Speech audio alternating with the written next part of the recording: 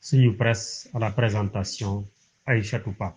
Bonjour, les dessous de l'enquête sur le double meurtre à Pikine Technopole, la session extraordinaire à l'Assemblée nationale et entre autres sujets sont mis en exergue par les quotidiens reçus ce matin. Le journal Libération nous plonge dans les secrets de l'enquête de la division des investigations criminelles et la confession d'un témoin qui dit entendre des cris de détresse à Naboulay qui dit à la sœur d'Aziz Dabala que ce dernier était injoignable. Le retrait de 100 000 francs dans le compte Wave Dabala et 3 000 du compte de Babacar Gano Diwali, comment Mamadou Lamine Diaw, Omar Gueye, Fallou Diop alias Mbaye Fall et Serigne Sarr Dindes ont été cernés avec le témoignage de deux gérants de multiservices. L'appel intrigant de Mamadou Lamine Diaw à Naboulay après le double meurtre nous rapporte le journal. Le journal L'Observateur abonde dans ce même siège et titre « Naboulay s'enfonce ». Elle parlait jusqu'à 4 heures du matin avec le meurtrier. La demande d'expulsion de Wali, l'expédition punitive qui a mal tourné, la danseuse poursuivie pour association de malfaiteurs et complicité d'assassinat avec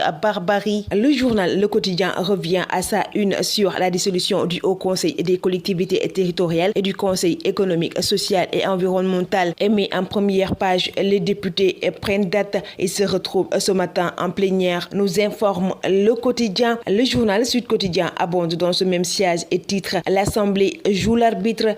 Selon un professeur agrégé en droit, la suppression des institutions n'a jamais été efficace ou impactante dans l'histoire du Sénégal. Dans les colonnes du journal Sud Quotidien, Walf Quotidien traite également cette question et met à sa une couteau à double tranchant. Le quotidien Vox Pop parle de chaude empoignade en vue à l'Assemblée nationale. Le chef de l'État explique ses motivations. Nous renseigne le journal, il explique la doctrine de la transformation de la gouvernance publique voulue à travers la mise en œuvre accélérée du projet. Le journal Tribune abonde dans ce même siège et estime que le président Bassirou Diomaye Faye tente de convaincre. Le même journal aborde dans ses colonnes l'interpellation de la Diop à l'aéroport international Blaise Diagne alors qu'il s'apprêtait à quitter le pays. L'ancien ministre des Sports interdit de sortie du territoire. Le journal Rewmi Quotidien parle de tsunami à Taxawu avec Khalifa Ababacar Sall qui perd 25 cadres. Les démissionnaires refusent une coalition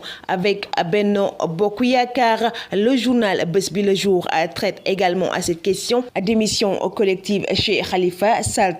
Peut-on lire dans ce quotidien? Le coordonnateur national et 24 cadres quittent Taxawu. Le journal revient également dans ses colonnes sur la rationalisation des dépenses de l'État, la suppression du budget 2024 et tout programme jugé non essentiel. Le journal Enquête nous dresse les portraits croisés d'Aminata Mbengue Ndiaye et d'Aminata Touré, de destin, une influence entre Aminata Mbengue Ndiaye, gardien du temple socialiste, un parcours marqué par la fidélité et l'ancrage local, et Aminata Touré est technocrate rebelle, toujours prête à rompre avec l'ordre établi. Le quotidien national Le Soleil nous livre un dossier sur les produits aphrodisiaques pour femmes à base de produits chimiques ou drogues. Le tabac, un danger intime. Le journal Record revient sur la volonté du milieu de terrain sénégalais Iliman Ndiaye de montrer ce dont il est capable à Everton. Le même journal fait focus sur l'archer Alioune Dramé devant entrer en lice ce jeudi aux Jeux paralympiques de Paris